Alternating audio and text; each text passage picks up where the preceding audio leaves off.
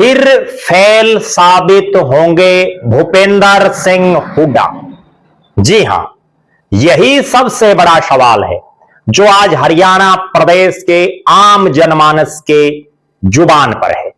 हर तरफ एक ही सवाल कि कुछ घंटे बाद होने वाले हरियाणा से राज्यसभा की 2 सीटों को लेकर जो चुनाव है, क्या एक बार फिर से उसमें फेल साबित होंगे भूपेंद्र सिंह हुड्डा, चौधरी भूपेंद्र सिंह हुड्डा, जो हरियाणा के 9.5 साल मुख्यमंत्री रहे, वर्तमान में नेता प्रतिपक्ष हैं और पहली बार नहीं, पहले भी लंबे समय तक नेता प्रतिपक्ष रह चुके हैं।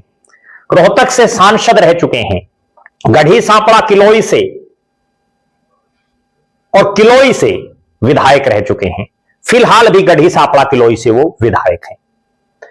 लेकिन पूरे हरियाणा में यही एक सवाल खड़ा हो रहा है, क्या नेता प्रतिपक्ष और कांग्रेस विधायक दल के नेता चौधरी भूपेंद्र सिंह हुड्डा अपने तमाम 37 के 37 विधायकों को अपने साथ एकजुट रख पाते हैं या पिछली बार की तरह फेल साबित होते हैं?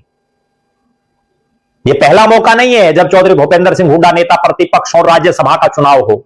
इससे पहले भी सबने देखा किस तरह से चौधरी भूपेंद्र सिंह हुड्डा जब पहले पिछले प्लान में नेता प्रतिपक्ष और कांग्रेस विधायक दल के नेता थे, उस समय एक चुनाव होता है हरियाणा में राज्यसभा की सीट का, जिसमें कांग्रेस के बड़े नेता, राष्ट्रीय नेता जो फिलहाल राष्ट्रीय कोषाध्यक्ष हैं, अजय माकन चुनाव लड़ते हैं और उनके मुकाबले राजनीति में नौसिखिया कार्तिकेय शर्मा चुनाव लड़ते हैं, अपने राजनीतिक जीवन का पहला चुनाव।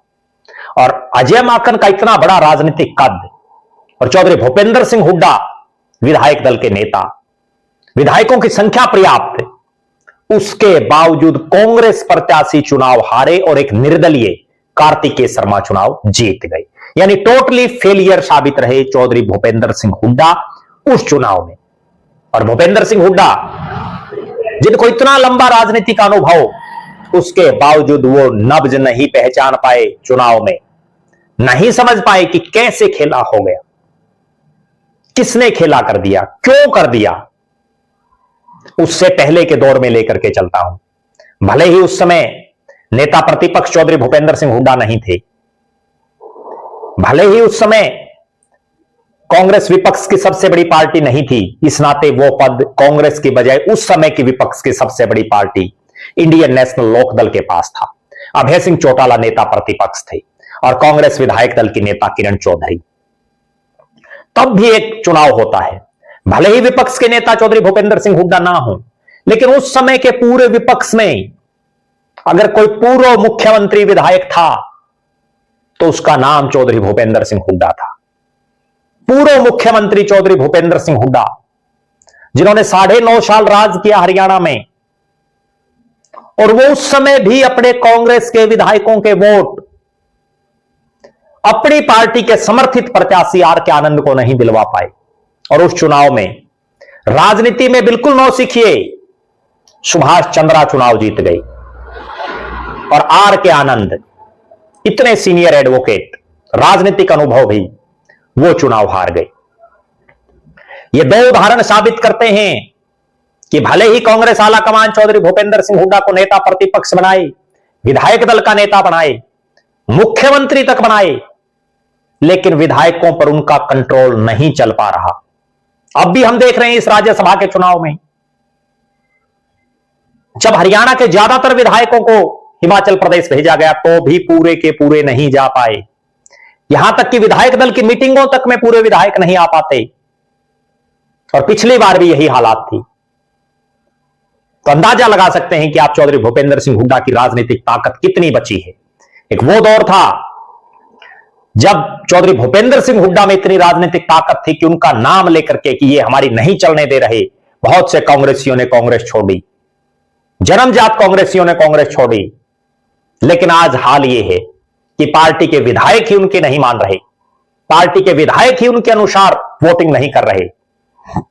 एक बार फिर से कुछ घंटे बाद वो पल फिर आने वाला है हरियाणा में कि विधानसभा के जो सदस्य हैं वो राज्यसभा के जो प्रत्याशी हैं उनको वोट डालेंगे। फिर पता चल पाएगा कि भूपेंद्र सिंह हुड्डा में दम खम है उनकी विधायक मानते हैं या नहीं, या टोटली फिर से फेलियर साबित होंगे। बहुत से लोग इस तरह के भी आरोप लगाते हैं। राजनीतिक दलों से जुड़े हुए नेता इस तरह की बयानबाजी करते हैं कि भूपेंद्र सिंह हुड्डा ही भारतीय जनता पार्टी से मिले हुए हैं, वो ही बीजेपी को कोई ना कोई लूप होल दे रहे हैं।